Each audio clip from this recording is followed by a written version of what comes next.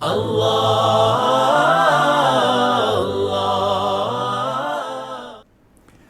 Doctor साहब, आज सवाल ये करना था, ईद उल अज़हा जो है उसकी आमद है और एक जनरल परसेप्शन ये है कि ईद उल अज़हा जो है वो हम लोगों को सऊदी अरब के साथ मनानी चाहिए क्योंकि हज और अरफा का इवेंट जो है वो सऊदी अरब में होता है।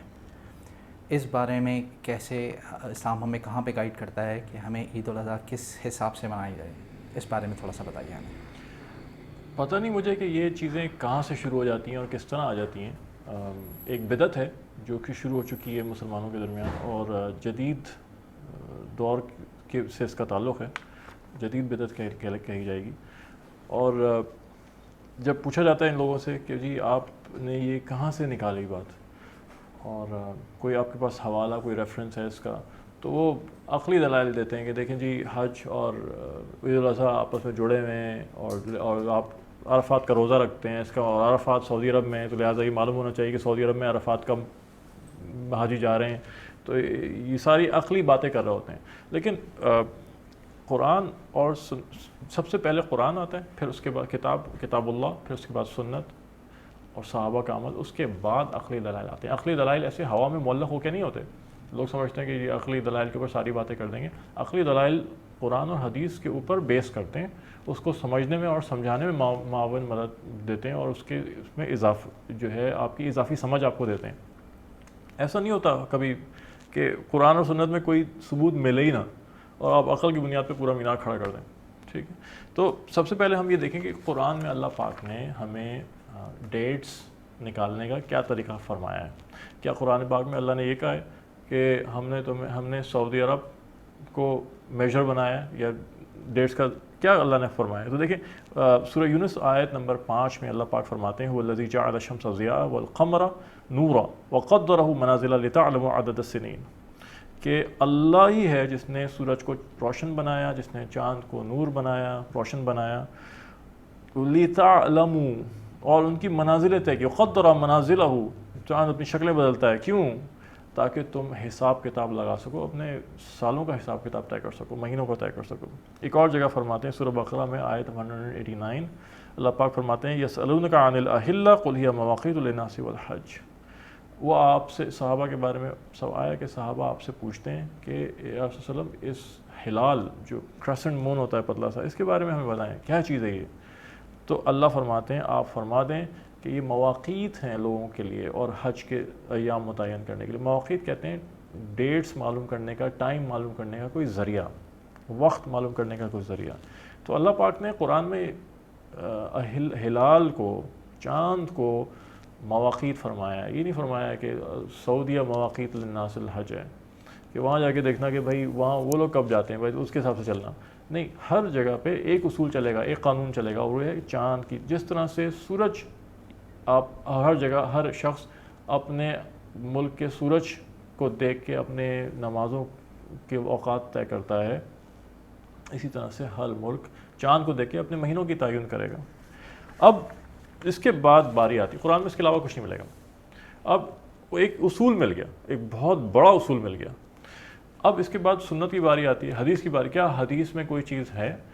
तो आप पूरा ज़ख़ीरा हदीस उठा के देखें, आपको एक ज़ईफ़ हदीस भी नहीं मिलेगी जिसमें रसूल पाक सल्लल्लाहु अलैहि वसल्लम ने कोई ऐसी बात फरमाई हो कि अच्छा देखना भाई सऊदी अरब में जाके देखना, वहाँ आपको जब अरफात में पहुँचेंगे हम उसी वक्त रोज़ा रखेंगे।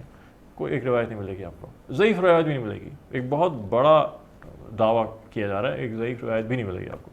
अच्छा, फिर सुन्नत में देख लें, सुन्नत अमल का नाम है। आप सल्लल्लाहु अलैहि वसल्लम के क्या अमल से कोई ऐसी चीज़ मिलती है? आपके अमल से भी कोई ऐसी चीज़ नहीं मिलती है। सन 2 हिजरी, हिजरत के बाद सन 2 हिजरी से आप सल्लल्लाहु अलैहि वसल्लम ने ईदें मनाना शुरू की, और उसके बाद 10 हिजरी तक आप हर साल ईद उल अज़हा मनाते, क़ुरबानियाँ करते, हर साल अरफात का रोज़ा रखते।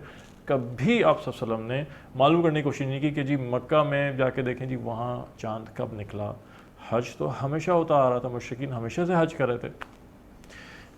अच्छा, सहाबा के दौर में देख लें चलें कि खुलफा राशिदीन का ज़माना आया, उन्होंने तो किया होगा ना, तो वहाँ भी एक एविडेंस नहीं मिलता, एक सबूत हमें नहीं मिलता। तो भाई ये चीज़ें फिर कहाँ से लेकर आए हो तुम? तो और मुझे तो हैरत होती है कि ना सहाबा के दौर से कोई सबूत मिलता है, ना ताबईन के दौर से सबूत मिलता है। 1400 साल के अंदर उम्मत में कहीं सबूत मिलता ही नहीं। हम 4 फ़िक़्ह को सही और ऑथेंटिक फ़िक़्ह मानते हैं, फ़िक़्ह हनफिया, फ़िक़्ह मालिकिया, शाफ़िया और हम्बलिया।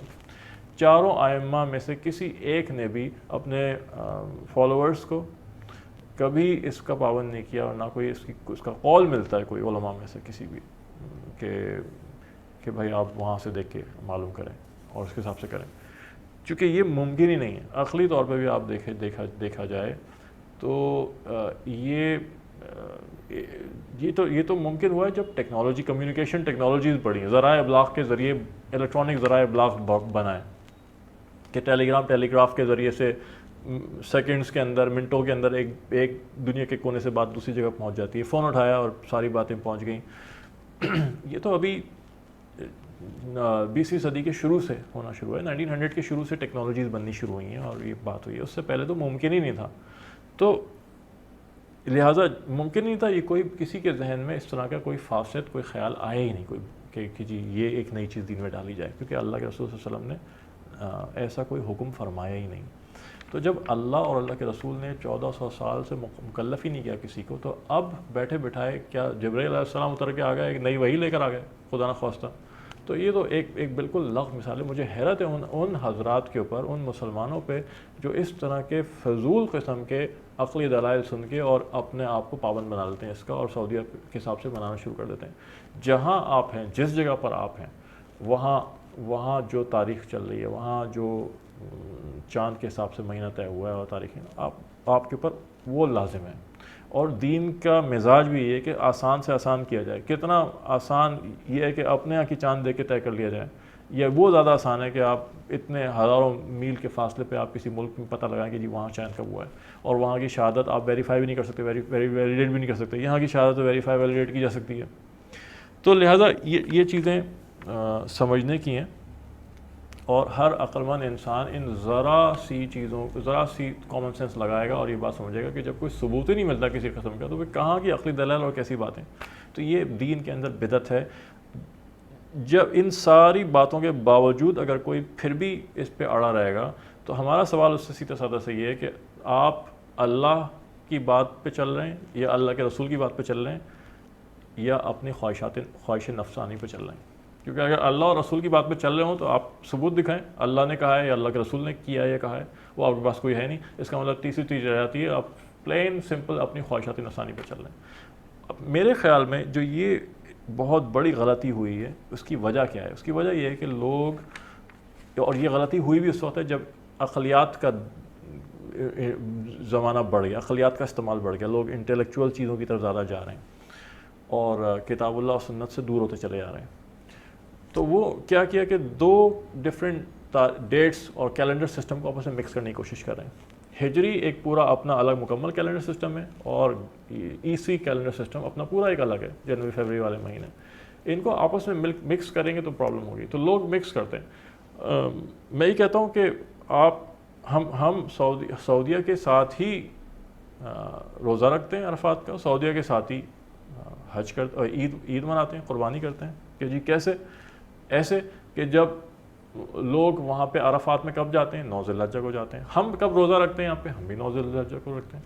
وہ کب قربانی کرتے ہیں؟ 10 ذی الحجہ کو کرتے ہیں۔ ہم کب کرتے ہیں؟ ہم بھی 10 ذی الحجہ کو کرتے ہیں۔ تو ہم ان کے ساتھ ہی تو منا رہے ہیں کہ نہیں، ان کی 10 ذی الحجہ 13 مارچ کو ہی، آپ کی 10 ذی الحجہ 14 مارچ کو ہی، بالکل الگ ڈیٹس ہو گئی۔ تو ہم یہ بات کرتے ہیں کہ یہ دو کیلنڈر سسٹم کو آپ مکس کیوں کر رہے ہیں؟ سارے فساد، ساری غلطی سے ہوئی ہے کہ عیسوی اور ہجری کیلنڈر کو ملا کے چوچو کا مربع بنا دیا گیا، اور اس حساب سے ایک تاریخوں کو آپس میں سنکرونائز کیا جا رہا ہے، اور جو کہ بہت بڑی غلطی ہے۔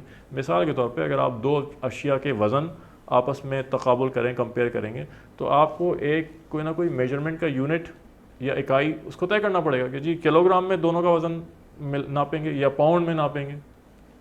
ایسا نہیں کر سکتے کہ ایک کو کلو گرام میں تولیں اور دوسرے کو پاؤنڈ میں تولیں اور پھر کہیں کہ جی وزن برابر ہے، ایسا نہیں کرتے۔